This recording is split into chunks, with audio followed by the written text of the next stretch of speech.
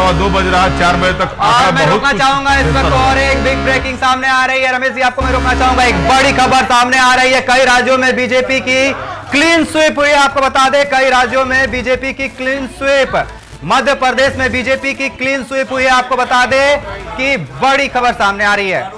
रुझानों से यह खबर सामने आ रही है, एमपी के सभी 29 सीटों पर बीजेपी को भारी बढ़त मिली है। और एक बार फिर से हम अपने संवाददाता मोइजुद्दीन के पास चलेंगे। मोइजुद्दीन लगातार हमारे साथ बने हुए हैं। मोइजुद्दीन, लगातार जिस तरीके से बढ़त बनाए हुए बीजेपी सूत्रों से रुझानों में जो खबर सामने आ रही है कि बीजेपी ने कई जगहों पर क्लीन स्वीप भी किया है।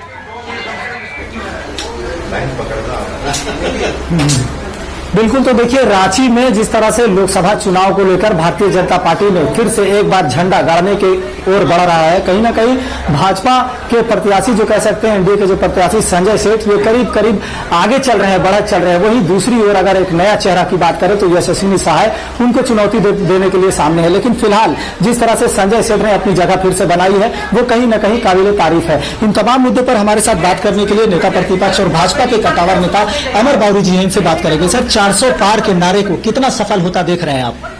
देखिए, जनता का जनादेश आ रहा है और हम लोगों ने एक लक्ष्य लेकर के मेहनत किया है। मालिक जनता है। अपने जनता जनार्दन ने अपना वरदान या अपना आशीर्वाद दिया है ईवीएम में, वो खुल रहा है। तीसरी बार देश में नरेंद्र भाई मोदी जी सरकार बनाएंगे, देश के प्रधान सेवक बनेंगे, इसमें कोई संशय नहीं है।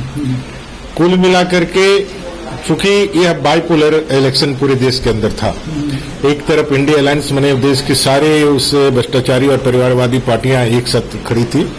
दूसरी तरफ नरेंद्र भाई मोदी जी विकास के राजनीति के साथ, सकारात्मक राजनीति के साथ देश के मैदान पर 10 साल के अपने ट्रैक रिकॉर्ड के साथ मैदान में थे। इसलिए यह चुनाव का जो मार्जिन जो है ना, वो मार्जिन बहुत कम वोटों से बहुत सारी सीटें निर्णायक होगी। इसलिए अभी इसे लेकर के 2 घंटे और क्रूशियल टाइम है। वोटिंग में अभी भी लाखों मत गिनने बाकी हैं। 8 से 10 राउंड के गिनतियां हुई है लगभग झारखंड में भी। तो कुल मिलाकर के अभी 5-7 राउंड अभी हर कई जगह बाकी है। तो हम ये मान के चलते हैं कि झारखंड में भी हम लोग अपने लक्ष्य को प्राप्त करेंगे और देश में भी एक अच्छी संख्या के साथ जो हम लोगों ने गोल तय किया था उसके करीब जाकर के देश में प्रधानमंत्री की तीसरी बार प्रधानमंत्री। रुझान के आकलन के अनुसार मान सकते हैं कि देश में फूल खिलेगा? खिल गया है, खिलने का तो वो तो था ही।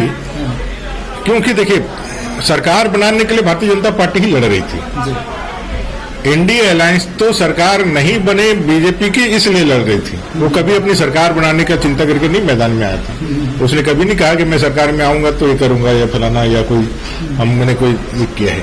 वो सिर्फ मोदी नहीं जीतना चाहिए, भारतीय जनता पार्टी नहीं जीतनी चाहिए, इसी को लेकर के मैदान में थे। तो एक नकारात्मक राजनीति करने वाला विपक्ष और एक सकारात्मक राजनीति करके देश के सामर्थ्य के साथ विकसित भारत का संकल्प लेकर बढ़ने वाला भारत। दूसरी तरफ अर्जुन मुंडा पीछे चल रहा है।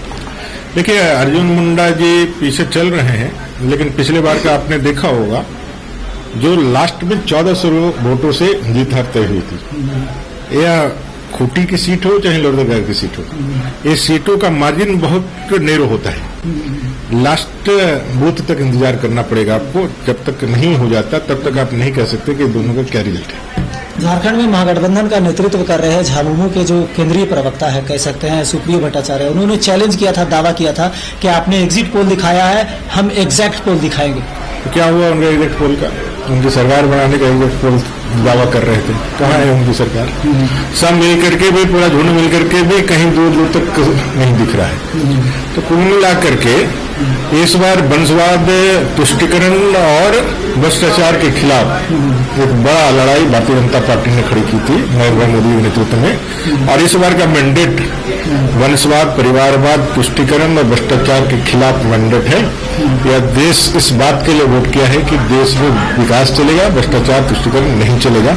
इसके लिए मतदान किया है और ये देखिएगा कि इसका जो है फलाफल और इसका परिणाम आने वाले समय में भारतीय राजनीति में भी दिखेगा और भारतीय समाज में भी दिखेगा। बहरहाल ये थे हमारे साथ नेता प्रतिपक्ष और भाजपा के कट्टावर नेता अमर कुमार बावरी, जिन्होंने सीधे तौर पर कहा कि इस बार में जनता ने जो समर्थन किया है, जनता ने जो प्यार जताया है और जो सिर पर लगाने वाली है वो कहीं ना कहीं उनका प्यार है, और सीधे तौर पर कहा है कि अब देश में भ्रष्टाचार, वंशवाद और इस तरह की चीजें नहीं चलेगी। और बड़ी ब्रेकिंग सामने आ रही है, आपको बता दें इस वक्त की बड़ी ब्रेकिंग पर बड़ी रुझानों के बीच सियासी हलचल तेज हो गई। आपको बता दें कि रुझानों के बीच सियासी हलचल तेज। नीतीश कुमार से उड़ीसा के सीएम नवीन पटनायक ने संपर्क साधा। इस वक्त की बड़ी खबर सामने आ रही है, क्या फिर पाला बदल